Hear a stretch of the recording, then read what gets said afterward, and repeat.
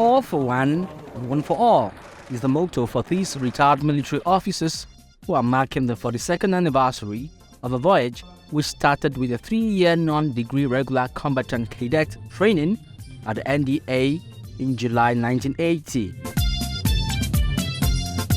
The 28 Regular Course Welfare Association is meant to foster unity, understanding, and brotherhood among members of the course. The goal is to give attention to the welfare and well-being of the military veterans, dead or alive, as well as their families.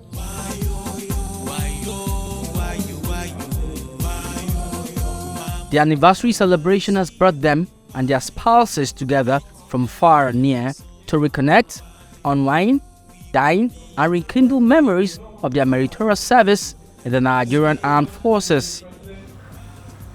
On this occasion of our double celebration, I wish to convey my felicitation and congratulations to all our members and well-wishers for God's benevolence, for keeping us alive and healthy to witness this day. Please, a round of applause for yourselves.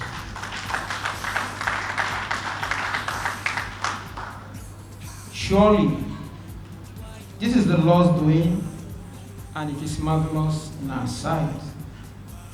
I am indeed excited and extremely privileged for the opportunity to welcome you all on behalf of all our members, both present in this hall now, those all over the country and in diaspora. The Chief of Defense Staff is present at the ceremony to give the retired military officers who are his seniors the honor in line with military traditions. He is pleased with the comradeship among the military veterans and noted that although retired, their experiences are still valuable to the services. Once in the military, you remain in the military for life. It is a constituency like no other. I do not have any apology for saying so, because that's the fact that for a man to deliberately sign off to die for his friends and indeed for his nation is a worthy cause. Not just a worthy cause, a cause that everyone should recognize that indeed is a huge sacrifice to make. And you can't actually be in this constituency if you are indisciplined.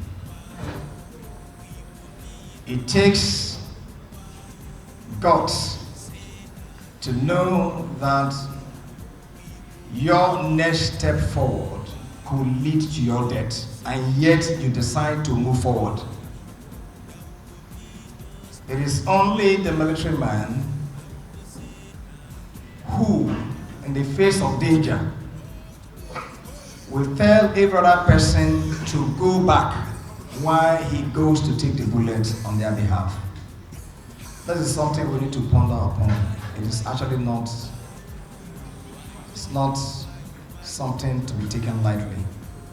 That's the reason why I believe that those who have served, those of us that are serving, we must commend them, because they laid good foundations for those of us that are serving and even those who will yet serve.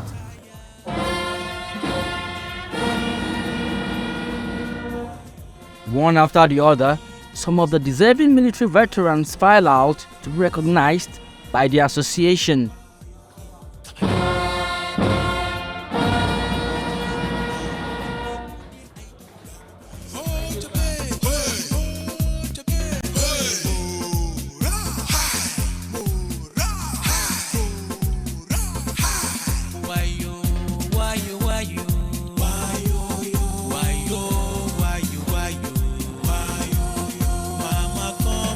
See you. Waiting man,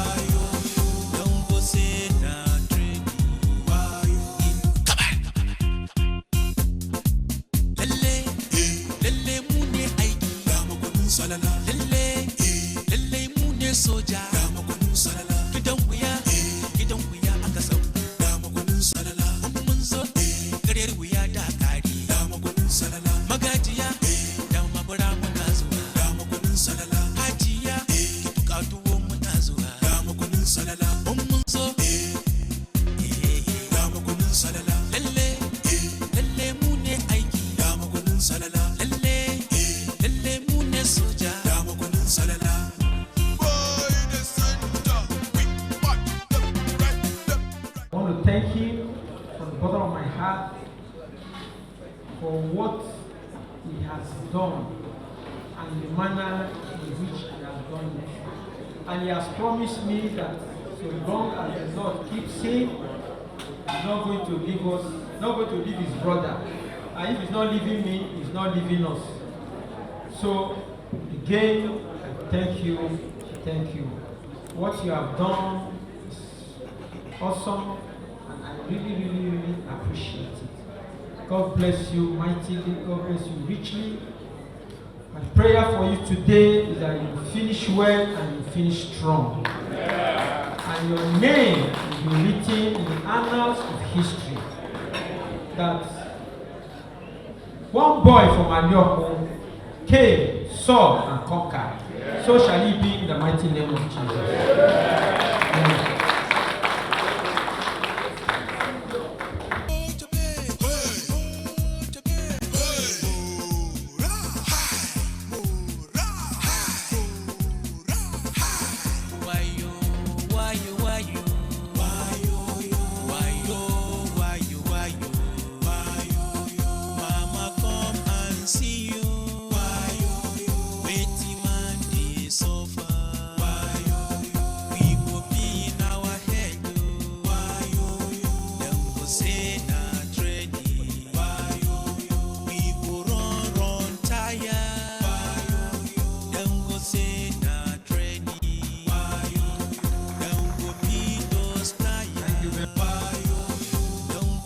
Records show that since they began their military career as members of the 28th Regular Corps in 1980, 32 rose to the rank of Lieutenant Colonel in the Army, 23 became commanders in the Navy, while 16 attained the rank of Wing Commanders in the Air Force.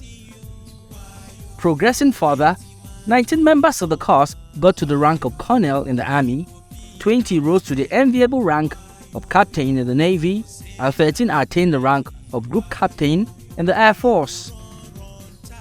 7 reached the pinnacle of their career as Major Generals. 8 became Rear Admirals, and 3 rose to the rank of Air Vice Marshal. Beyond the whining and dining, the Chief of Defense Staff also addressed the military veterans on the amendment to the payment of the Security Department allowance.